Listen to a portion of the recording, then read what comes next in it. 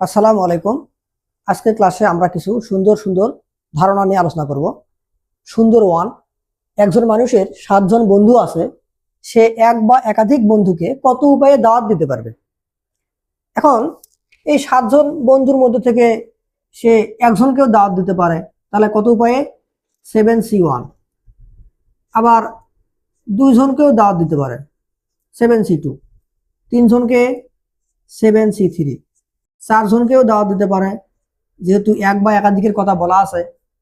5জনকে দাওয়াত দিলে 7C5 plus 6জনকেও দিতে পারে 7C6 প্লাস 7জনকেও দিতে পারে 7C7।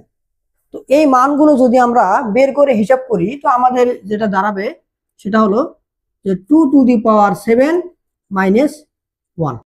এটা এই অঙ্কের আনসার। এখন প্রশ্ন হলো যে আমি তো অঙ্কের ভিতরে কিছুই ঢুকলাম না, এমনিতেই জেনারেল ফর্মুলা দিয়ে করে দিলাম, এটা এমন কেন? এসে আমরা সেটা একটু ব্যাখ্যা করি। তো এই অঙ্কটা যদি আসে পরীক্ষায়, তো আমরা একটা সূত্র ব্যবহার করব।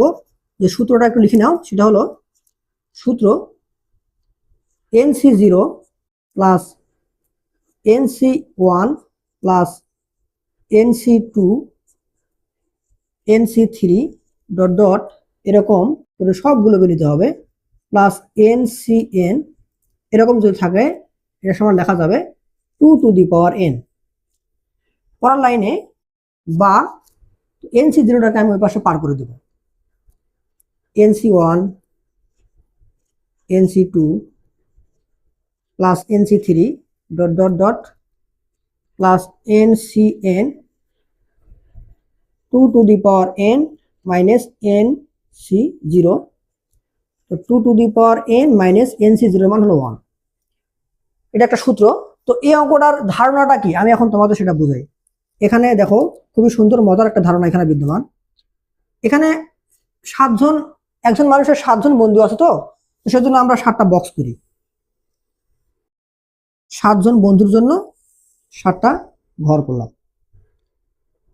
1 2 3 4 5 6 7। তো এখানে প্রত্যেকটা বন্ধুর কিন্তু অপশন দুটা, সে হয় দাওয়াত পাবে না হয় পাবে না। তাহলে প্রথম বন্ধু হয় দাওয়াত পাবে না হয় পাবে না, অপশন 2। দ্বিতীয় বন্ধু, তারও অপশন 2, প্রত্যেকের অপশন 2। 1 2 3 4 5 6 7, তাহলে প্রত্যেকের অপশন দুটা দুটা করে। তাহলে আমরা ওই যে বিন্যাসে পড়ছিলাম, গণনার গুণনবিধি অনুযায়ী দাওয়াত পাওয়ার এখানে উপায় হবে কত? 7টা গুণ করে দেয়, 2⁻7। এখন মনে করো যে ওই মানুষটা খুবই কৃপণ, সে কাউকে দাওয়াত দিল না, একজনকেও দাওয়াত দিল না, তাহলে কি ওই সংখ্যাটা দাওয়াত দেওয়ার মধ্যে আসবে? ওটা বাদ দিতে হবে না? তাহলে প্রকৃত দাওয়াত দেওয়ার উপায়, কাউকেও যে দাওয়াত দিবে না ওটা বাদ দিতে হবে। কাউকেই দাওয়াত দিল না, সেটা এখানে বাদ দিতে হবে।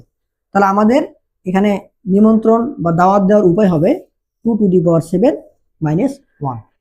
এবারে সুন্দর 2। সুন্দর 2তে বলা হয়েছে প্রতিটি বিকল্প সহ 8টি প্রশ্ন আছে। একজন ছাত্রকে এক বা একাধিক প্রশ্ন উত্তর করতে হবে। এখন প্রশ্ন হলো ওই ছাত্রটি কতভাবে প্রশ্ন উত্তর করতে পারবে। তো এখানে এক বা একাধিক প্রশ্ন উত্তর করতেই হবে, উত্তর করবে না এমন কিন্তু হওয়া যাবে না। তাহলে যেহেতু 8টা প্রশ্ন আছে, আমরা এখানে 8টা ঘর করে ফেলি।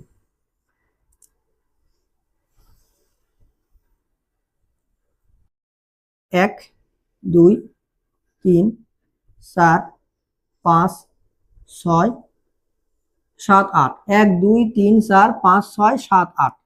যেহেতু প্রতিটা প্রশ্নেরই বিকল্প আছে, তার মানে ধরলাম যে 1-এর A আছে, 1-এর B এরকম আছে। এখন একজন ছাত্রের উত্তর করার অপশন কি কি আছে? এক বা একাধিক প্রশ্ন, সে হয় 1-এর A উত্তর করবে, না হয় 1-এর B উত্তর করবে, অথবা 1 নম্বর উত্তরই করবে না। তাহলে প্রত্যেকটা প্রশ্নের জন্য তার কিন্তু অপশন, উত্তর করার অপশন 3টা করে আছে। তাহলে প্রত্যেকটার জন্য অপশন কটা করে আছে? 3টা করে আছে। 1-এর A করবে, 1-এর B করবে, অথবা উত্তরই করবে না। তাহলে গণনার গুণনবিধি অনুযায়ী আমরা সবগুলো অপশন গুণ করে দেব। তাহলে এটা কত হবে? 3⁸। কিন্তু এখানে এমন একটা কন্ডিশন আসতে পারে যে ওই ছাত্রটা কোনো প্রশ্নেরই উত্তর করে নেই, ওই একটা ঘটনা কিন্তু থাকা যাবে না, কারণ এক বা একাধিক প্রশ্ন উত্তর করতেই হবে, উত্তর করাই লাগবে। তাহলে এখানে উত্তর করার প্রকৃত উপায় আমাদের ওই একটা বাদ দিতে হবে। তাহলে এটা আমাদের এই অঙ্কের আনসার। আর 1 নম্বর রেখার উপরে 9টা বিন্দু এবং 2 নম্বর রেখার উপরে 5টা বিন্দু আছে। ধরলাম যে এটা আমাদের 1 নম্বর রেখা আর এটা 2 নম্বর রেখা, এর উপরে 9টা বিন্দু ধরলাম এরকম করে আছে, এরকম করে, এবং 2 নম্বর রেখার উপর এরকম 5টা করে বিন্দু আছে। আমি বাকিগুলো দিলাম না। প্রশ্ন হলো 1 নম্বর রেখার 9টা বিন্দুর সঙ্গে 2 নম্বর রেখার 5টা বিন্দু র্যান্ডমলি যদি আমরা যোগ করে দেই তাহলে কতগুলো ছেদবিন্দু তৈরি হবে। খুব ইন্টারেস্টিং। তো দেখো, ছেদবিন্দু তৈরি হওয়ার জন্য অবশ্যই কিন্তু এখানে একটা গুণ চিহ্ন তৈরি হতে হবে। গুণ চিহ্ন ছাড়া কিন্তু কখনোই ছেদবিন্দু তৈরি হবে না। তুমি যদি এরকম সমান্তরালে যোগ করে দাও, এরকম করে এখানে এরকম করে যোগ করে দাও, তাহলে কিন্তু ছেদবিন্দু তৈরি হবে না।